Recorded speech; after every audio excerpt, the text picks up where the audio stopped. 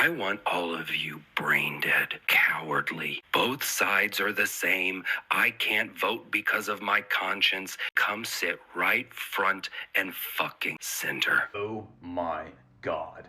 Can you believe that my complacency and indifference to a genocide that's being done in my name and with my money has made it worse? Watch me as I unironically list all the things that have been happening around the world because of my country, but cry now because it's happening to me and my friends. Immigrations and Customs Enforcement is raiding elementary schools and ripping patients from hospital beds. The only schools and hospitals that I care about are the ones for the non-brown people. I have more contempt for you, the non-Kamala voter, than I do for the genocide caused by her administration. Watch me call you a bunch of names. Dipshit weasel motherfuckers. Corporations across the country are slashing their diversity initiatives. If I speak like this, it'll be more believable. Yes, I'm a theater major. The richest man in the world is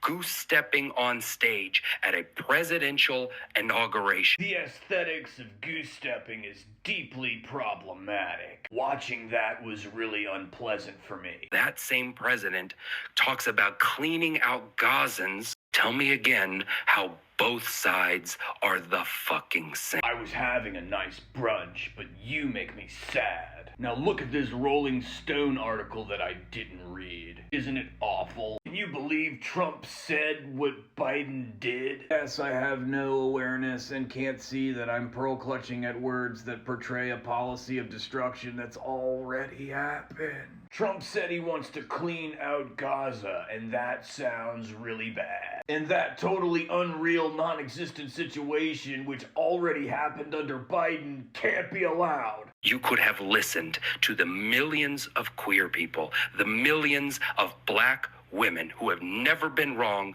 when they warned you, but you let your arrogance take precedence over the lives, safety, and well-being of children. The only women, children, and queers that I care about are the ones that Nancy Pelosi cares about. The non-terrorist ones. If the same number of people who had voted for Biden in 2020 voted for Kamala in 2024, she would have won.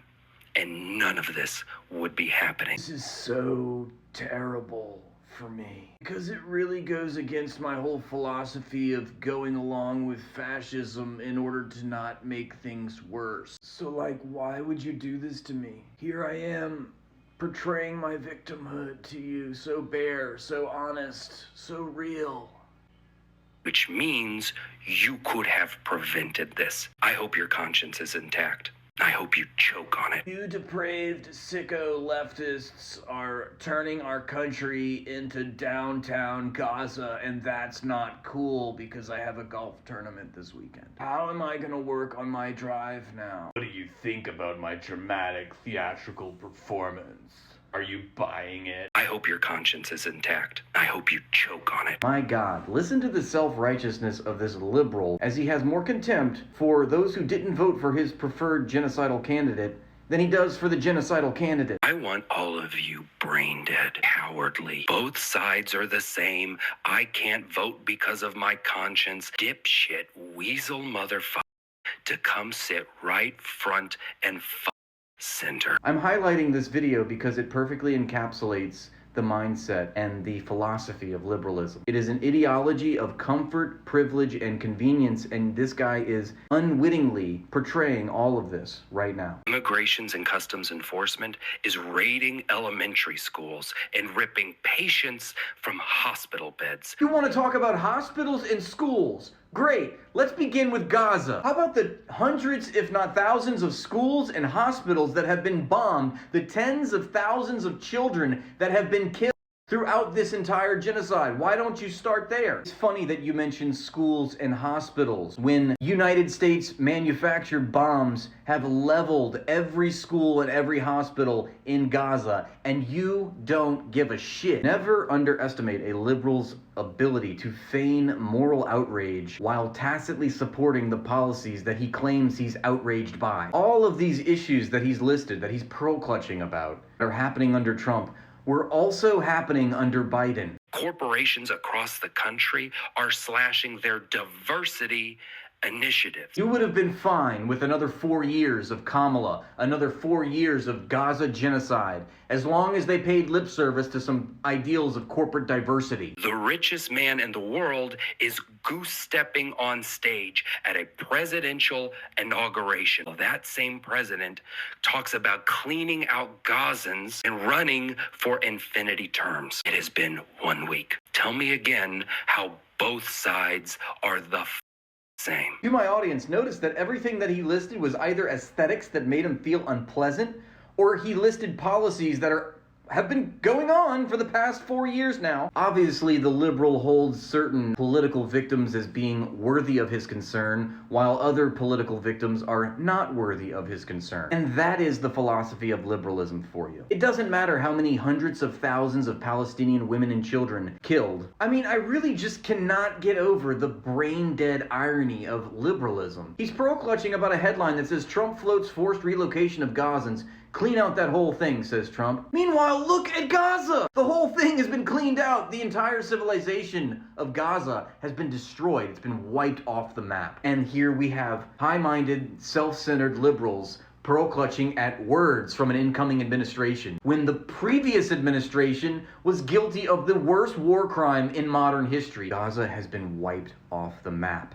and that has been done with your money and your consent. And you voted for another 4 years of that. How despicable, how spineless, how disgusting. The fact that you don't have any principles except the principle of convenience. Only when you are personally affected do you show up and make your presence known. You could have listened to the millions of queer people, the millions of black women who have never been wrong when they warned you, but you let your arrogance take precedence over the lives, safety, and well-being of children. You claim to care about children, just not the ones being massacred halfway across the world. It's only when the imperial policies of the United States, which it institutes around the world, when that comes home to the imperial core, that's when we hear from you. But you couldn't give a shit what's happening around the world, because it doesn't affect you directly. And you're proving that with this video. So shame on you for pretending to care and then holding the rest of us in contempt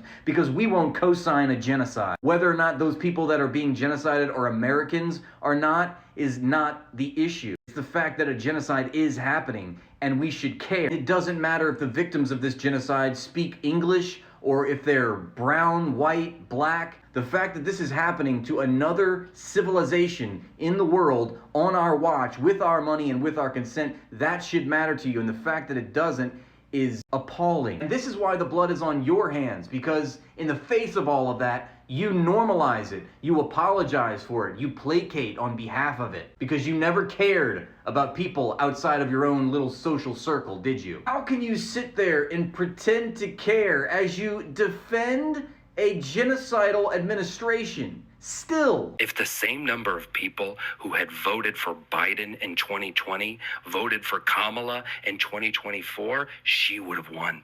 And none of this would be happening, which means you could have prevented this. You're still coping about the fact that a genocidal administration lost the election because they supported a genocide and for no other reason. You don't care. You just can't stand the aggravation. You can't stand the inconvenience. You can't be late for brunch. Activist leftist on the internet. My question is, why did you not stand in solidarity with these communities? So Andrew here shows us 3 demographics where the Democrats have historically polled really well at: black men, black women, and trans voters. And he says, look, see, these marginalized groups voted for Kamala over Trump. Therefore, you non-voting leftists aren't standing in solidarity with these communities. This is not the real story, and to be honest, this is exactly the brand of political science we'd expect from a blue MAGA enlightened centrist who's too busy making TikToks fangirling over the Chiefs Super Bowl. Well. Here we are. First of all, what he's forgetting is that this graph represents part of the population that did vote. And of the black community, which Andrew pretends to care about and speak on behalf of, only 1/3 of the population of black people voted in the presidential election. So my question is, Andrew, Why are you not standing with the 70% of disenfranchised black people that didn't vote? Most likely because they were too poor and they couldn't take off work, or they didn't have a ride to the voting booth, which was socially engineered by the corporate duopoly to be that way. Why is Andrew not telling us that black voters have been the single most dedicated voting bloc for the Democratic Party ever since FDR, and even Kamala, who is a black person, lost support with them? Why did Donald Trump receive historic support from black voters this time, winning 20% of the black vote compared to the 8% that he won in 2016? Look at that rapid decline over the better part of a decade for the Democratic Party. 8% in 2016, 13% in 2020, and now 20% in 2024. Harris also lost support among Latino voters. Exit polls revealed a substantial 14 percentage point increase in Trump's support among this demographic compared to the previous presidential election in 2020. In fact, black voters supported Trump at levels not seen since George W. Bush's election in 2000. In Wisconsin alone, Harris's support among black voters fell by 15 percentage points. Why is Andrew conspicuously leaving out the facts that of the demographics that the Democratic Party has historically polled well with, Kamala Harris lost support with all of them? Gallup poll last year showed that the proportion of black adults in the United States who consider themselves Democrats had decreased from 77% in 2020 to 66% in 2024. That is another consequence of Democratic ineptitude. Harris's undying and unrelenting support of the genocide lost her considerable ground with Arab American and Muslim voters. It was so bad that at the time of the election, Harris was losing the Muslim vote to a third-party candidate. Why is Andrew not standing in solidarity with Arab and Muslim voters? Why is he not standing in solidarity with the victims of a genocide? Why is he not listening to actual Palestinians who are telling us not to vote for Kamala, to not endorse a genocide? Better question for Andrew is, why is genocide not a red line? He's really gonna accuse others of privilege as he steps over the bodies of hundreds of thousands of Palestinian women and children as he goes to the voting booth to endorse another 4 years of genocide? He cries about immigration under Trump. Meanwhile, have we ever heard him speak up about Biden's immigration record? There are 250% more deportations were recorded under Biden than Trump's first term? No, of course not, because a liberal only cares about aesthetics. It's just the simple fact that Trump proudly touts these draconian immigration laws, whereas Biden rhetorically did not. It's really no surprise that after my first response to Andrew's contrived polemic against people who didn't vote Kamala, all he did was complain about the shirt that I was wearing in the video. Didn't respond to any of the points that I had made. And yeah, okay, maybe my shirt was a little dirty, but I've also been living out of my suitcase ever since I evacuated from Los Angeles because of the wildfires. So give me a break. Once again, you're just further proving my point that all liberals care about are aesthetics. Why do you all never have a substantial argument? Are you just gonna talk about the hole in my shirt now? Look up here. Listen to the words that are coming out of my mouth. Try to make sense of what I'm saying. Don't look at this hole or that one. Okay, I don't have the fanciest wardrobe. Stop looking at my holes. If you want to interpret the election results of 2024, let's look at the election results of 2020, when the Democrats ran against the same candidate, Donald Trump. By every metric, by comparison, you will see that the Democrats performed worse, substantially worse, historically bad. But liberals try not to go into their feelings and make the conversation personal when having a principled argument challenge impossible. The fact of the matter is, Kamala Harris and the Democratic Party lost the election. It's their fault, and it's nobody else's. Yes, the Democratic Party should have listened to the attitudes of the public, the interests of the public, and they should have fielded a candidate that could have secured them the votes, but they didn't. Look, nobody cares if you voted for Kamala just because you don't like Trump, okay? Fine. But to blame other people for their loss because they lost the election, because they didn't want to not support a genocide, is just baby brain type stuff. Just say that you're a Democratic shill and you're paid off by the DNC at this point. Like, it's okay, dude. We get it. Hi, babies. I'm going to go ahead and need you to pause this video and take some deep calming breaths, because what I'm about to tell you is some of the most seriously fucked up, fucking horrifying, fucking could it be? dystopian shit I have ever heard in my entire goddamn life. Okay, so right off the bat, my first impression is that this American dude has been watching a live stream genocide on his phone for the past almost year and a half now, which was sponsored, engineered, planned, and executed by his government. So certainly, the most horrifying dystopian shit that he's referring to must be that, right? As soon as you are done with this video, I need you to find the number of your Congress goblin, and I need you to call them and yell at them profusely. Okay? Just yesterday, Secretary of State Marco Rubio announced that the United States was entering into an agreement with El Salvador such that El Salvador's prison system would host deported illegal immigrants of any nationality, which is already... I mean, this is almost comical, right? Where was this guy's energy for the genocide that's been going on? This is what I mean when I say that people like this are a joke.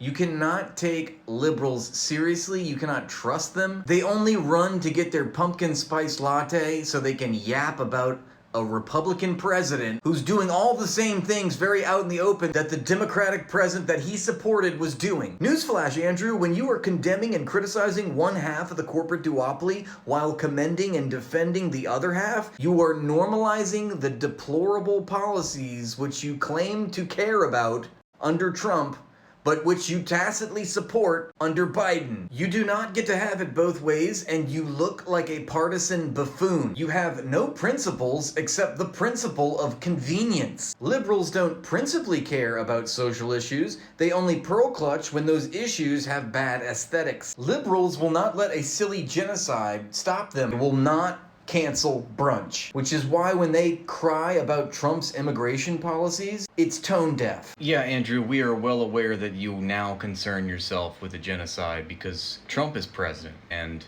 obviously the genocide suddenly miraculously bothers you. So we get it. We get that you're vocal about the genocide now.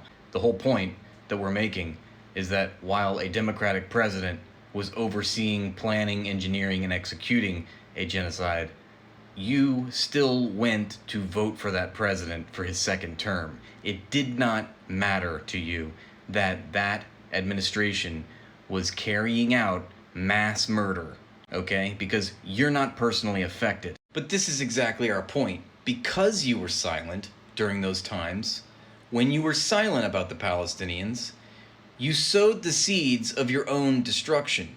Because those policies, because you were silent about them, are now personally affecting you domestically. You're obviously projecting your own self-preservation and insecurity when you tell me that I should be scared too because they're gonna be deporting leftists. They've been mass murdering children for the past year and a half. You think this is a revelation? You think you're being prophetic? I feel like this is that meme where the guy's in the noose and he's looking over to his buddy who's crying and he's like, first time, huh? So great of you to pipe up finally now that the imperial boomerang has made its way back to your domesticated life and might affect you personally somehow. The more you pearl clutch with this phony, contrived, insincere drama school theatrical bit where you're manufacturing outrage with your audience over the same policies that you defended, normalized, and apologized for under the previous administration, which you voted for twice, the more you show your whole ass. Because this is exactly what we, critically thinking, principally minded people, have been vocal about for years now. It is always incumbent upon liberals such as yourself to look at history and look at current events as isolated phenomena. What I'm trying to tell you is that there is a direct consequence to your indifference, and you're seeing that play out right now. And let me be clear, I'm not just speaking about you individually, I'm speaking about the liberal ideology which you are a proponent of. You see the effect of something and you think it's a cause unto itself. No, it's all connected, silly. There is a direct consequence to your indifference for so long, and eventually you reap what you sow. These histrionic rants that you do, which I can see are entertaining for your audience, prove to everyone else that you're just slow. There's a direct consequence to you defending one half of the corporate duopoly only to condemn the other half. I mean, you prove my point. You're upset about immigration policies. Where were you during Biden? 250% more immigrants were deported under Biden than Trump. Than Trump's first term, I should say. Biden slaughtered and destroyed an entire civilization And now you cry foul when Trump says we're going to ethnically cleanse the Strip and turn it into the Riviera of the Middle East. Now we hear from you? Really, you're a joke. If you like this video, please give a thumbs up, leave a comment, and subscribe to the new page. If you want to support me making more content, consider joining my Patreon. Thanks, and have a great day.